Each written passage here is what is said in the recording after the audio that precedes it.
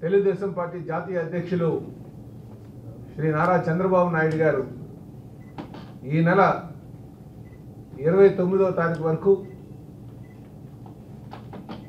రా కదిలిరా అనే కార్యక్రమం ద్వారా ప్రజలను చైతన్యపరచాలని సుమారు 22 పార్లమెంట్ కాన్స్టిట్యుయెన్సీస్ తిరగాలని భారీ సభలు పెట్టాలని నిర్ణయించుకున్నారు. దాని ద్వారా గడిచిన 4 సంవత్సరాలుగా వైసీపీ పాలనలో ఏ విధంగా మన రాష్ట్రం నష్టపోయింది, ప్రజల యొక్క జీవితాలు అధోగతి పాలైనవి అనే విషయాన్ని ప్రజల్లోకి తీసుకువెళ్ళి వైసీపీ ప్రభుత్వానికి బుద్ధి చెప్పే విధంగా మరి ఈ కార్యక్రమం చేపట్టడం జరుగుతుందని చెప్పి మీ ద్వారా ప్రజానికానికి తెలియజేస్తున్నాం.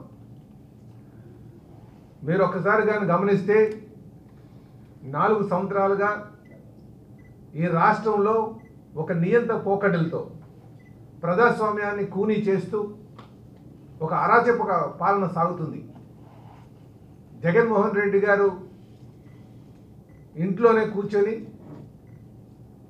ఒకవేళ పైకి వస్తే తెరచాటునే ఆయన కార్యక్రమం చేస్తూ కేవలం బటన్లు నొక్కడానికి అప్పులు చేసి సంక్షేమం చేస్తున్నామని డబ్బాలు కొట్టుకుని బటన్ నొక్కడానికి మాత్రమే ఆయనకి బయటకు వస్తున్నటువంటి తీరు ప్రజలందరూ కూడా చూస్తున్నారు.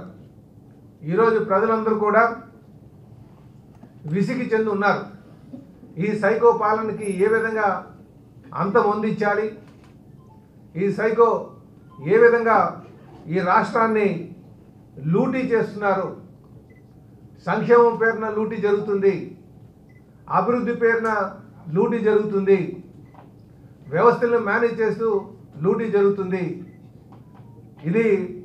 ఈ విషయాలన్నీ కూడా ప్రజల్లోకి తీసుకెళ్లాలనే ఉద్దేశంతో రా కదలరా అని చెప్పేసి మరి చంద్రబాబు నాయుడు గారు ఈ కార్యక్రమం తీసుకోవడం జరుగుతుందని చెప్పి తెలియజేస్తున్నాం.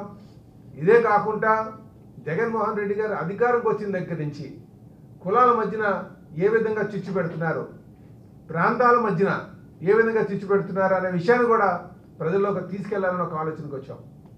ఈరోజు మీరు గమనిస్తే ఈ రాష్ట్రాన్ని మేము అభివృద్ధి చేస్తాం, అన్ని ప్రాంతాలని అభివృద్ధి చేస్తామని చెప్పేసి వీళ్ళు అధికారంకి వచ్చిన దగ్గర నుంచి ఇంకా 4.5 సంవత్సరాలు గడిచినప్పటికీ కూడా ఇదే మాట చెప్తున్నారు. కానీ ఎక్కడ కూడా ఏమి చేయలే.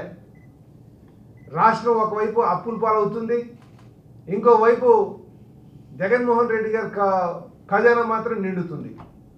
ఈరోజు రాష్ట్రం యొక్క అప్పులు తీసుకుంటే సుమారు 11 లక్షల కోట్లకు వెళ్ళింది. 2.5 లక్షల కోట్లు ఉన్నది కాస్త 11.5 లక్షల కోట్లు తీసుకెళ్ళారు. 11 లక్షల కోట్లు తీసుకున్నారంటే దీని బాధ్యులు ఎవరు? ఈరోజు ఈ అప్పు ఎవరు కడతారు? మాట్లాడితే సంక్షేమం చేస్తున్నాం, సంక్షేమం చేస్తే అప్పులు చేయమని అడుగుతున్నారు. సంక్షేమం చేయొద్దని ఎవరు అంటలేదు. సంక్షేమాన్ని, అభివృద్ధిని, మౌలిక వసతుల్ని సమపాల్లో తీసుకెళ్ళడం నాయకత్వం, అలాగే సంపద సృష్టించడం నాయకత్వం. ఇక్కడెక్కడ కూడా గడిచిన 4.5 సంవత్సరాలుగా సంపద సృష్టించడం అనేది ఎక్కడా లేదు. కేవలం అప్పులు మాత్రం చేస్తున్నటువంటి తీరుని మరి ప్రజలు కూడా గమనిస్తున్నారు. ఈరోజు ప్రజలందరూ కూడా విసిగి తెలుగుదేశం వైపు వస్తున్నారనే సంగతి కూడా మీరు గమనించాలని చెప్పి తెలియజేస్తున్నాం. ఇదే కాకుండా ఈరోజు ఆడపిల్లలకి ఈ రాష్ట్రంలో సుమారు 22,000 మంది పిల్లలు అపహరణకు గురయ్యారు, కిడ్నాప్లకు గురయ్యారు. ఏది ఎంత దారుణం అంటే ఇది ఎప్పుడు కూడా జరుగుతుంది అంటున్నారు. అంటే ఎంత బాధ్యతారాహిత్యంగా మాట్లాడుతున్నారు కూడా మీరు గమనించాలి. ఈ రాష్ట్రంలో ఈరోజు ఆడపిల్లలకు కానీ మహిళలకు కానీ భద్రత కల్పించలేనటువంటి స్థాయిలో ఈ యంత్రాంగం ఉందని చెప్పేసి కూడా మేము తెలియజేస్తున్నాం. ఎక్కడికి వెళ్ళినా సరే కేవలం జగన్మోహన్ రెడ్డి గారు మాట్లాడితే వికేంద్రీకరణ అంటాడు. 3 ప్రాంతాలు మేము అభివృద్ధి చేస్తున్నాం అంటున్నారు. కానీ మొత్తం అధికారం అంతా కూడా ప్రాంతీయతంగా అంటే ఒక దగ్గరే కేంద్రీకృతమై ఉంది. ఒక్క తాడేపల్లి ప్యాలెస్లో మాత్రమే ఈ 4 మధ్యనే ఉంది. సజ్జల రామకృష్ణారెడ్డి గారు, అలాగే విజయసాయిరెడ్డి గారు, పెద్దిరెడ్డి రామచంద్రారెడ్డి గారు, ఇకపోతే భారతి గారు, వీళ్ళ దగ్గరే అధికారం ఉంది తప్ప ఎక్కడ కూడా వికేంద్రీకరణ జరగలేదు. మంత్రులందరూ కూడా డమ్మీ చేసి, ఎమ్మెల్యేస్ అందరినీ కూడా డమ్మీ చేసి ఏ ఎక్కడైనా సరే మినిస్టర్ గారు ఉన్నారంటే మినిస్టర్ గారు రాష్ట్రం అంతా పర్యటించాలి. దౌర్భాగ్యం, ఎంత దౌర్భాగ్యం అంటే మంత్రి అంటే ఆ నియోజకవర్గం మాత్రమే పరిమితమై ఉన్నారు. చూడండి మీరు కావాలంటే. ప్రాంతాలు సమన్వయకర్తలు అని చెప్పేసి, ప్రాంతీయ సమన్వయకర్తలు అంటున్నారు. ఆ కర్తలు అని చెప్పేసి కొంతమందిని నాయకులను పెట్టి ఇక్కడ కొన్ని ప్రాంతాలకి విజయసాయిరెడ్డి, కొన్ని ప్రాంతాలకి సుబ్బారెడ్డి గారు, కొన్ని ప్రాంతాలకి పెద్దరెడ్డి రామచంద్రారెడ్డి గారు, వీళ్ళకి చెప్పి అధికారం వీళ్ళకి అప్పచెప్పి వీళ్ళపైన సజ్జల రామకృష్ణారెడ్డిని పెట్టి ఎంత దుర్మార్గమైనటువంటి పాలన సాగుతుందన్నది ప్రజలకు తెలియజేయాలని చెప్పేసి చంద్రబాబు నాయుడు గారు ప్రజల్లోకి తిరిగి కదలిరా అని చెప్పేసి మరి కార్యక్రమం తీసుకోవడం జరుగుతుందని చెప్పి తెలియజేస్తున్నాం.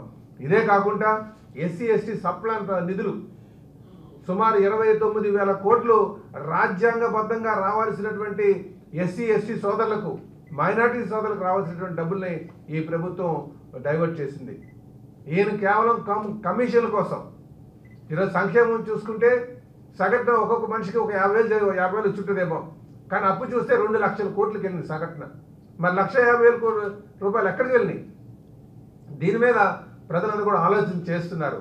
దీని మీద చైతన్యం చేయాల్సినటువంటి అవసరం కూడా ఉందని చెప్పి కనుకనే ఈ కదలిరా అనే కార్యక్రమం చేపడుతున్నామని చెప్పి తెలియజేస్తున్నాం.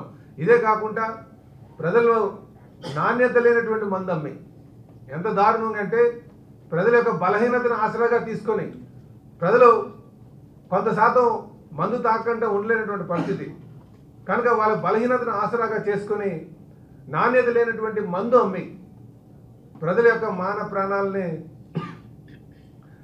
ముప్పు కలిగించేటట్టు చేస్తున్నటువంటిది జగన్మోహన్ రెడ్డి.